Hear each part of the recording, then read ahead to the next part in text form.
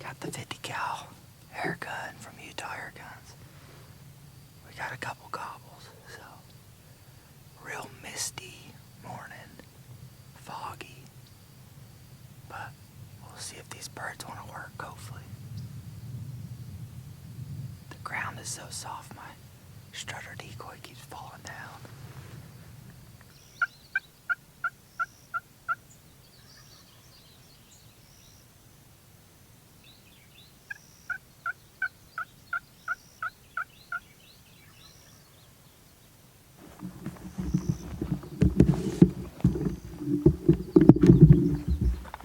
Well, I had 4 big toms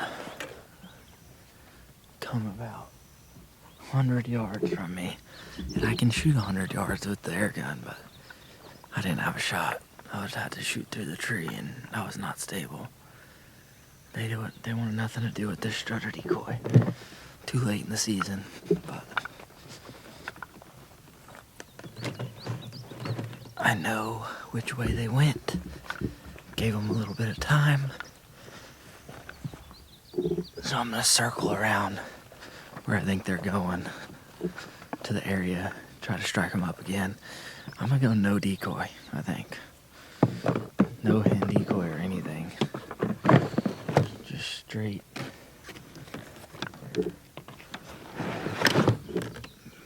Barely calling, and maybe try to do a little spot and stock with the air gun, because they were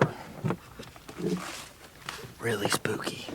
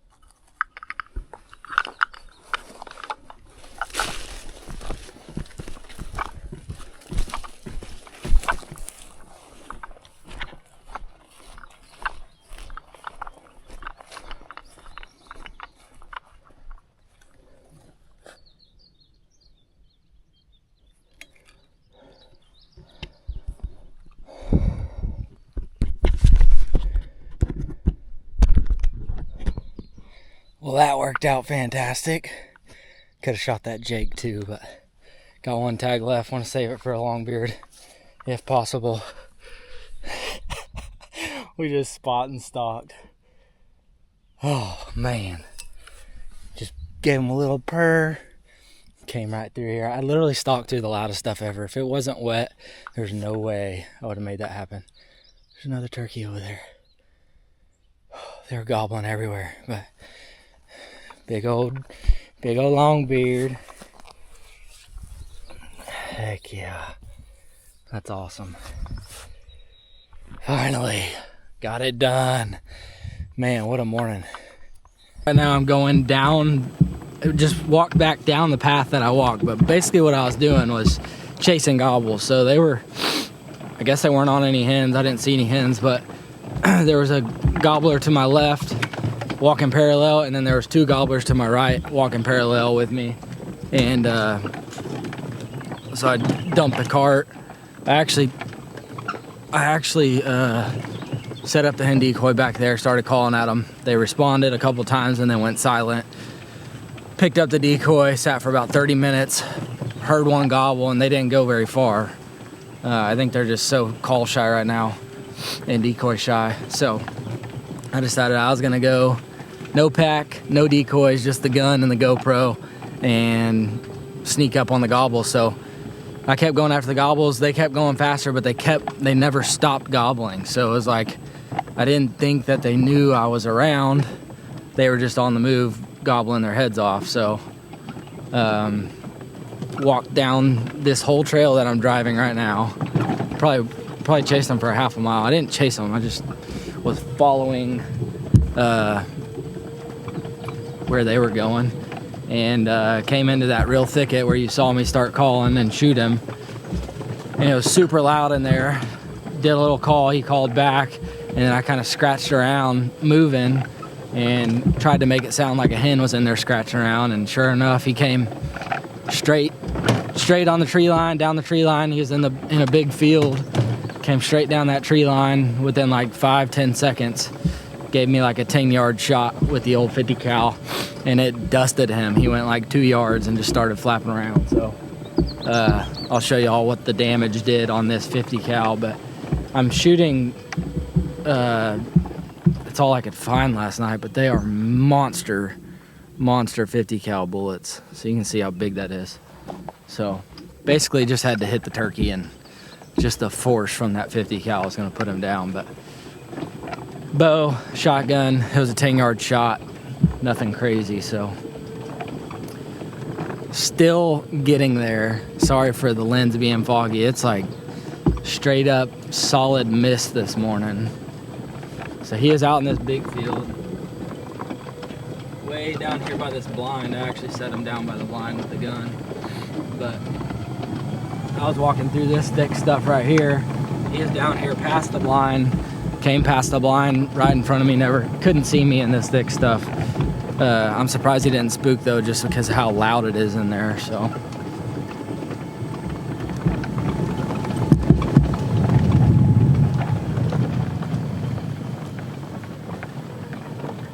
trying to see his feathers right here. So there's all his feathers right there, and I was right there in that little gap in the woods.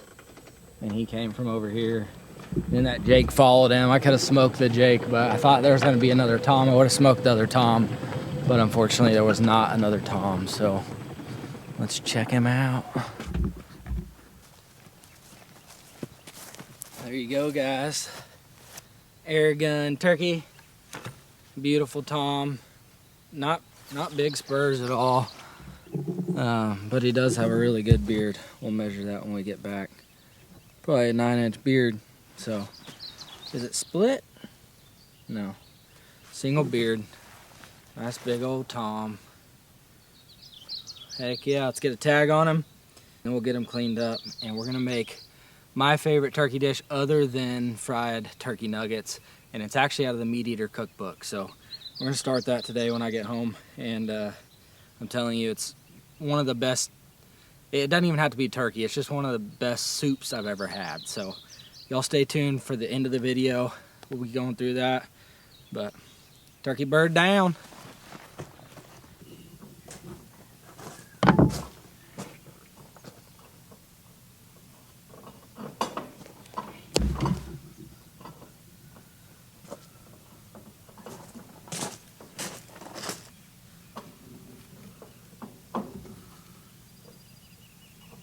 9 1/4.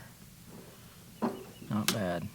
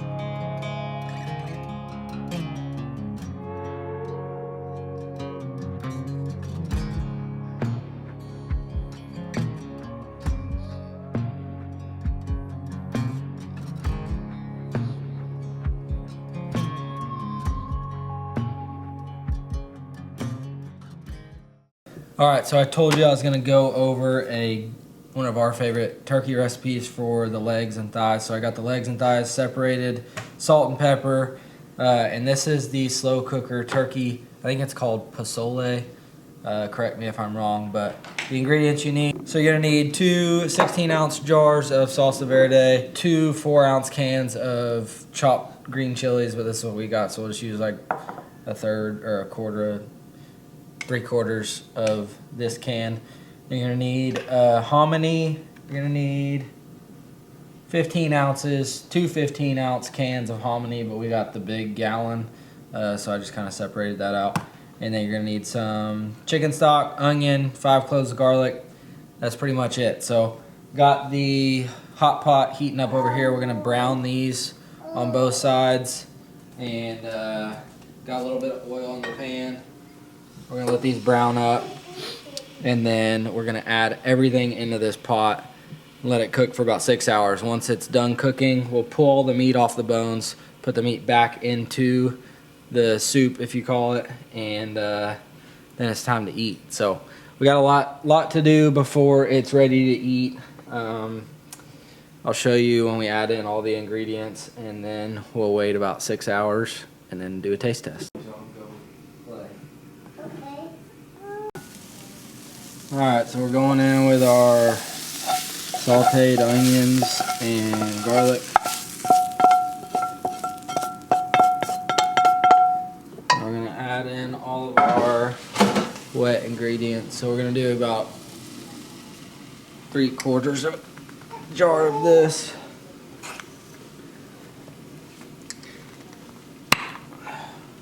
So this is our diced chilies.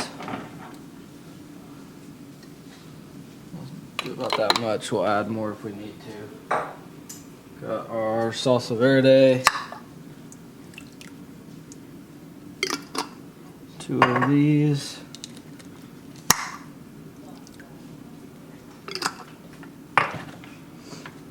Some chicken stock.